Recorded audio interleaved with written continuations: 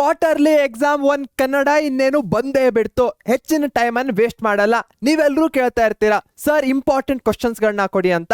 ನಾನೇ ನಿಮ್ಗೆ ಹೇಳ್ತೇನೆ ಹೇಗೆ ಇಂಪಾರ್ಟೆಂಟ್ ಕ್ವಶನ್ಸ್ಗಳನ್ನ ಫೈಂಡ್ ಔಟ್ ಮಾಡಬಹುದು ಮತ್ತೆ ಹೇಗೆ ನೀವೇ ಪೇಪರನ್ನು ಸೆಟ್ ಮಾಡಬಹುದು ಅಂತ. Simple step. ಓಕೆ, ಫಸ್ಟಿಗೆ ಎಲ್ಲರಿಗೂ ಸಹ ಕ್ವಶನ್ ಬ್ಯಾಂಕು ಎಲ್ಲಿ ಸಿಗತ್ತೆ ಅಂತ ಗೊತ್ತಿದೆ ಅನ್ಕೊಳ್ತೇನೆ. ಕ್ವಶನ್ ಬ್ಯಾಂಕ್ ನಿಮಗೆ ಗೊತ್ತಾ ಎಲ್ಲಿ ಸಿಗತ್ತೆ ಅಂತ? ಇಲ್ಲ ಅಂದರೆ ಪಿನ್ನಡ್ ಕಮೆಂಟಲ್ಲಿ ಹಾಕ್ತೇವೆ. ಕ್ವಶನ್ ಬ್ಯಾಂಕ್ ಗೊತ್ತಿಲ್ಲ ಅಂದರೆ ಪಿನ್ನಡ್ ಕಮೆಂಟಲ್ಲಿ ಅದ್ರ ಲಿಂಕನ್ನು ಹಾಕ್ತೇವೆ, ಅದರಿಂದ ನೀವು ತೊಗೊಳ್ಬೋದು. ಫಾರ್ ಎಕ್ಸಾಂಪಲ್, ಕ್ವಶನ್ ಬ್ಯಾಂಕಲ್ಲಿ ಪ್ರತಿಯೊಂದು ಚಾಪ್ಟರ್ಗೂ ಇಷ್ಟೊಂದು ಕ್ವಶನ್ಸ್ಗಳನ್ನ ಕೊಟ್ಟಿರ್ತಾರೆ. ಕದಡಿದ ಸಲಿಲಂ ತಿಳಿವಂದದೆ, ಇದರಲ್ಲಿ ಇಂಪಾರ್ಟೆಂಟ್ ಯಾವುದು? ಈ ರೀತಿಯಾಗಿ 2024 2025 ಪೇಪರಲ್ಲಿ ಬರ್ತಾ ಇದೆ, ರಿಪೀಟ್ ಆಗ್ತಾ ಇದೆ ಅಂತ ಅರ್ಥ. ಮಯ ತನುಜೆ ಅಂದರೆ ಯಾರು?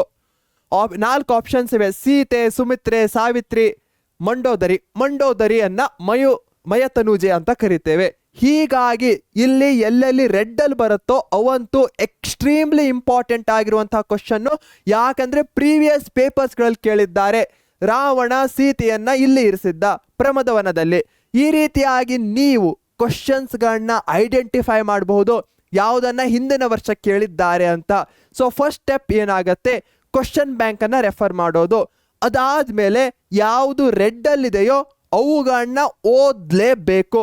ಅದನ್ನು ಯಾವುದೇ ಕಂಡೀಷನ್ದಲ್ಲೂ ಮಿಸ್ ಮಾಡೋ ಹಾಗಿಲ್ಲ. ಒಂದೊಂದು ಚಾಪ್ಟರ್ನಲ್ಲಿ ರೆಡ್ಡಲ್ಲಿ ಕೊಟ್ಟಿರಲ್ಲ, ಅವಾಗೇನಾಗತ್ತೆ ಟೆಕ್ಸ್ಟ್ ಬುಕ್ಕಿನ ಎಕ್ಸಸೈಸಸ್ಗಳನ್ನ ಮಾಡಬೇಕಾಗತ್ತೆ.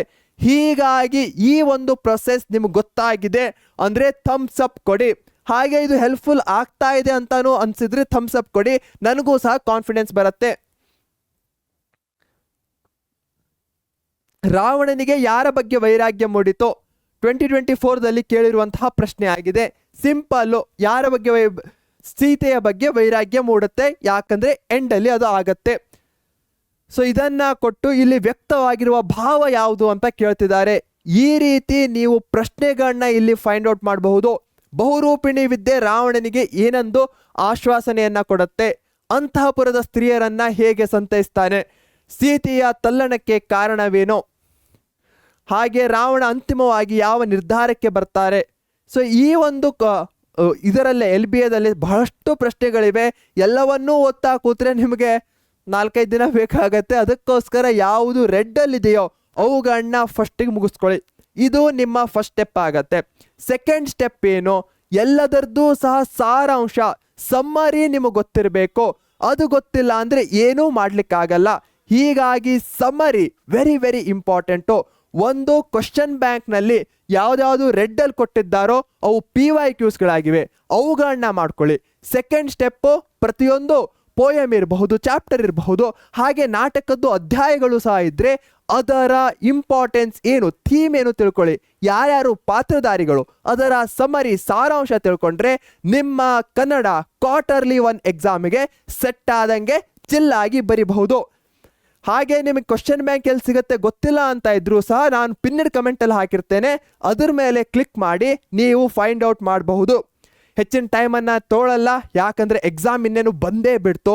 ನಿಮಗೆಲ್ಲರಿಗೂ ಆಲ್ ದ ಬೆಸ್ಟ್. ಎಕ್ಸಾಮ್ ಮುಗಿದ ಮೇಲೆ ಕಮೆಂಟ್ ಬಾಕ್ಸಲ್ಲಿ ತಿಳಿಸಿ ಹೇಗಾಯಿತು ಎಕ್ಸಾಮ್ ಅಂತ. ಇದೇ ನೋಟ್ನಲ್ಲಿ ಬಾಯ್ ಅಂತ ಹೇಳೋ ಸಮಯ. Take care. ಹಾಗೆ ನಮ್ಮ PUC ಸೈನ್ಸ್ ಹಾಗೆ ಕಾಮರ್ಸ್ ಚಾನಲ್ಸ್ಗಳನ್ನ ಸಬ್ಸ್ಕ್ರೈಬ್ ಮಾಡೋದನ್ನು ಮರಿಬೇಡಿ. Take care. ಬಾಯ್ ಬಾಯ್.